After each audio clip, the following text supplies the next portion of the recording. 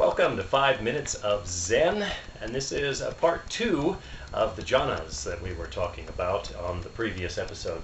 Let's start the clock.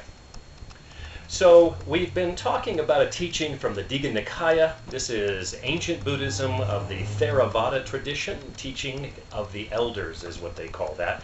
This is from India, back around circa 500 BC. And these are the notes that the monks took on the actual lectures of the Buddha, at least as far as history tells us.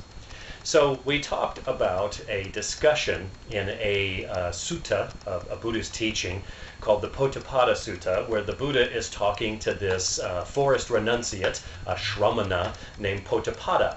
Now this Potthapada and him were discussing how one relinquishes perception.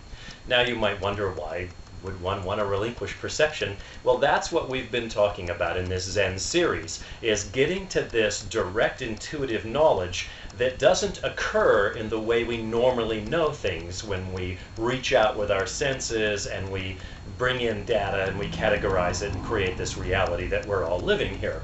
So this is a different kind of knowledge. This is a knowledge that is considered a higher level of knowledge, at least according to Buddhism, Hinduism, and the meditative traditions of China, Japan, Korea. You get the picture. It's an Asian understanding that has come to the West and is most commonly known to us in this idea of a Zen practice. So that's why we're doing 5 Minutes of Zen. So let's quickly recap. In this Potthapada Sutta, the Buddha was identifying 8 jhanas. These jhanas are attainments of meditation. This is what one does when one meditates. It's called Zen, or in China, Chan, or in Sanskrit, Dhyana, or in Pali language, which we're talking about now, Ajna.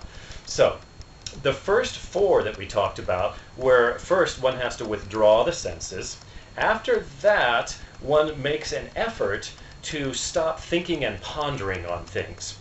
When that is achieved, then one can move into this mindfulness and equanimity that we talked about, where everything is very even and we're not choosing sides or putting together any ideas. We're just dwelling there as a peaceful, abiding person, but still very aware of this world. The next jhana we talked about was when someone relinquishes that whole idea of attraction and aversion. They call this relinquishing pain and suffering, but I think a better way to understand it is relinquishing that attraction to some things and aversion to others. And again, this kind of gets into that equanimity idea, that evenness. So those were the first jhanas that the Buddha talked about. Now the next 4 move into a higher level. They call these the formless jhanas. And the first is when one is relinquishing this attraction to all this diversity that we see all around us.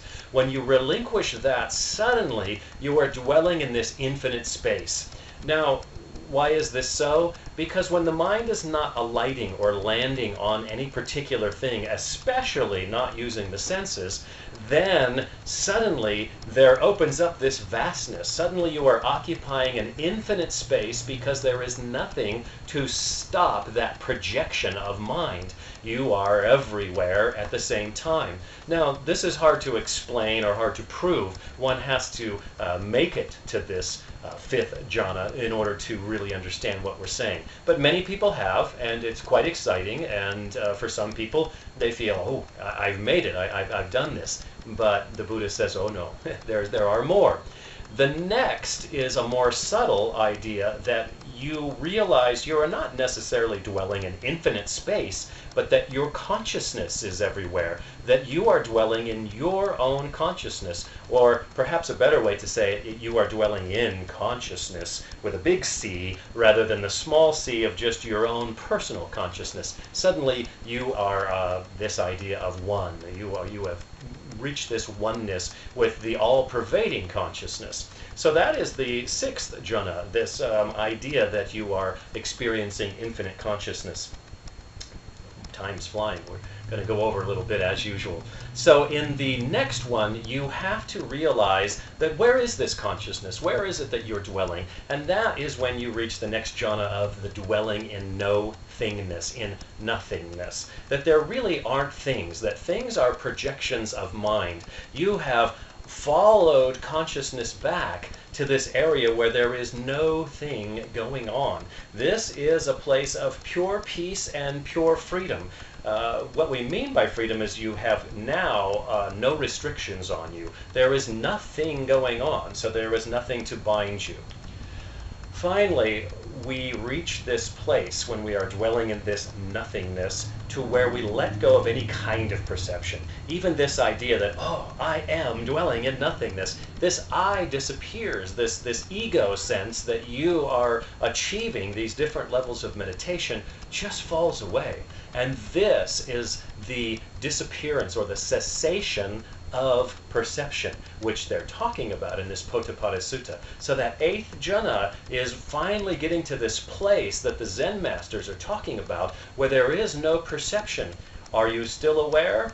Well, we'll talk about that in the next episode. So those are the 8 jhanas that are identified by the Buddha in the very earliest teachings of Buddhism, and now we are ready to move into the big stuff in Zen teaching on the next episode of 5 Minutes of Zen.